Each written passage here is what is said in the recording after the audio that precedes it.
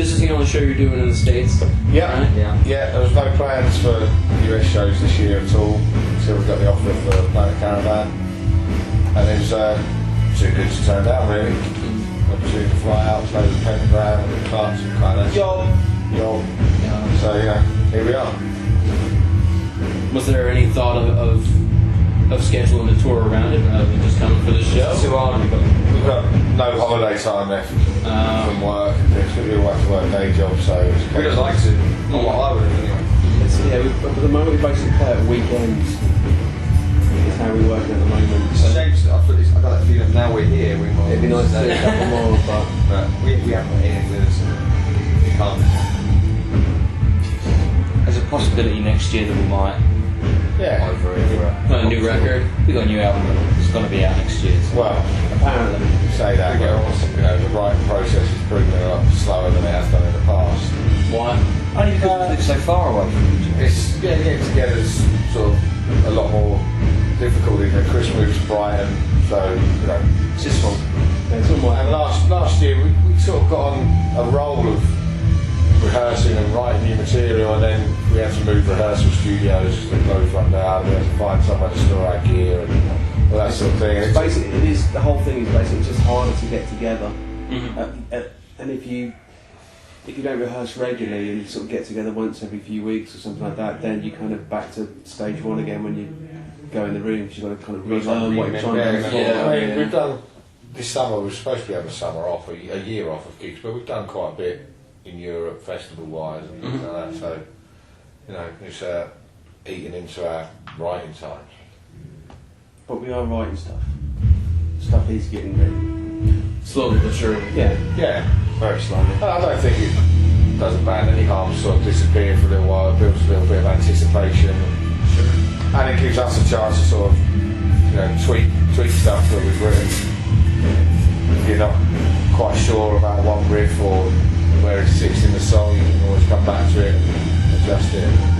We want the next album to be, obviously we want it to be as good as it can possibly be, so taking time over isn't necessarily a bad thing.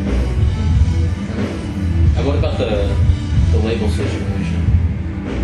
Well, I'm signed a deal with Candlelight, so. Okay. How many albums was that for? Was that like a 3 album deal? Yeah. Which should see us to the end of our career, really. We're going 15 years, and if it's going to take us this long to write one album, the other two could be sort of. I'll be a granddad by the time we're done. Yeah. But we're happy with the label situation. Things, when we left Rise Above, we went to Sanctuary, and things were good. It was all moving really well, and they was doing everything that was asked of them. Through no fault of our own, that label went under, as Sanctuary has a tendency to do. But we were fortunate that Candlelight were interested and showed interest sort of right from the get-go. I met with them a few times and discussed the plans. We're fans of what they do. I know they deal with sort of more extreme sort of metal. I mean, they're renowned for black and death metal label. But they've also worked with them too, and Crowbar and our Sour Main. Bands are more in keeping with what we do. So. The really good thing with them as well is that there's no pressure on us. Yeah. So we sort of explained our situation to them, and they're like, whatever. And they just just do what you do in the time it takes to do it, and that's cool. So we're not kind of being pushed to do something. I think they get to a certain point where they will be, but at the moment they're pretty. Was there pressure when you were on Sanctuary, or No, so we've never had that pressure. We've always said that we'd like to do things on our terms, and we had that. It was almost like a gentleman's agreement. We had a Rise Above for 5 albums. Plus at the time we were writing lots of songs. We were always on the deadline. We were always sort of getting things out. I think the thing is as well, because we were supposed to record the Sanctuary at the beginning of this year, right? And then obviously that wasn't going to happen.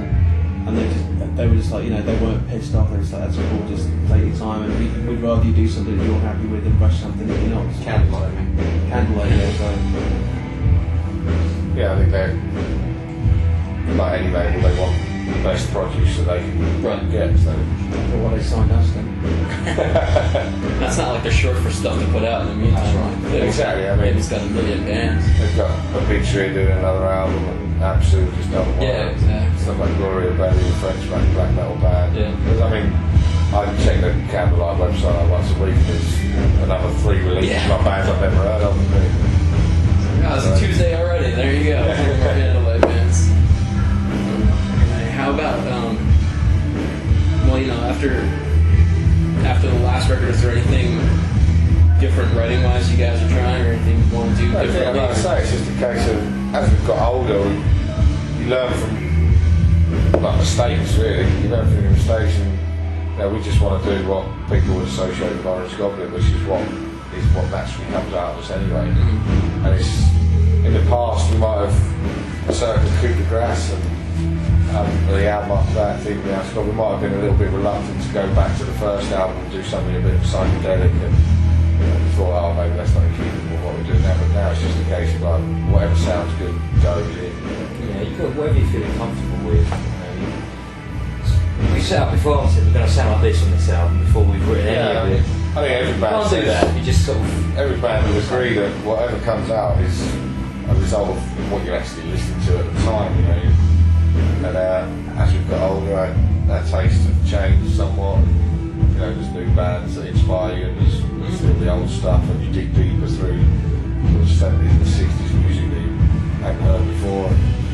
There's still a lot of bands that we haven't stolen stuff from yet. Yeah, exactly. That's the middle of it, really. Yeah. I wonder who they're influenced by. Yeah. Oh, wow. It's a hell of a set. Well,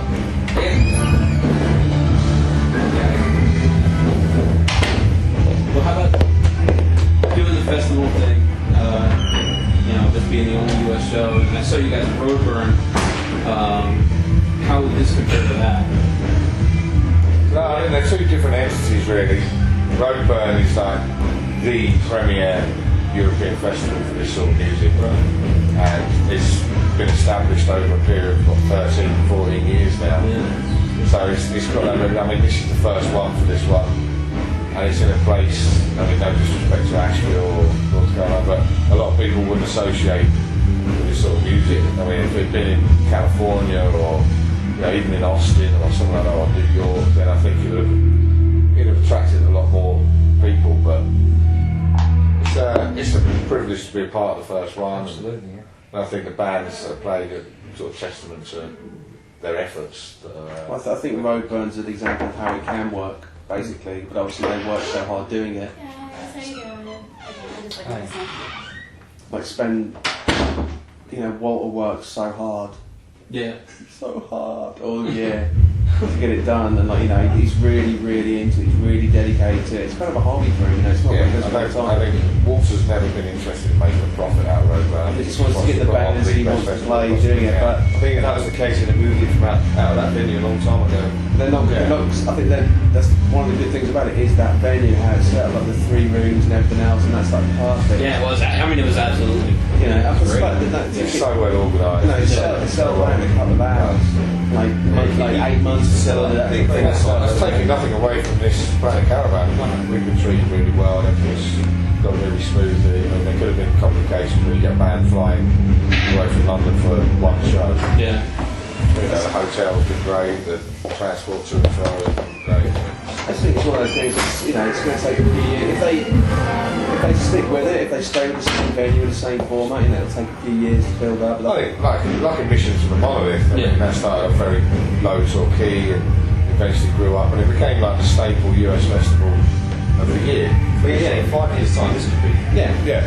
But as long as they have to just kind of stick with it, and This is a great venue too. yeah. That's a great town. Yeah. I mean, I didn't even know this.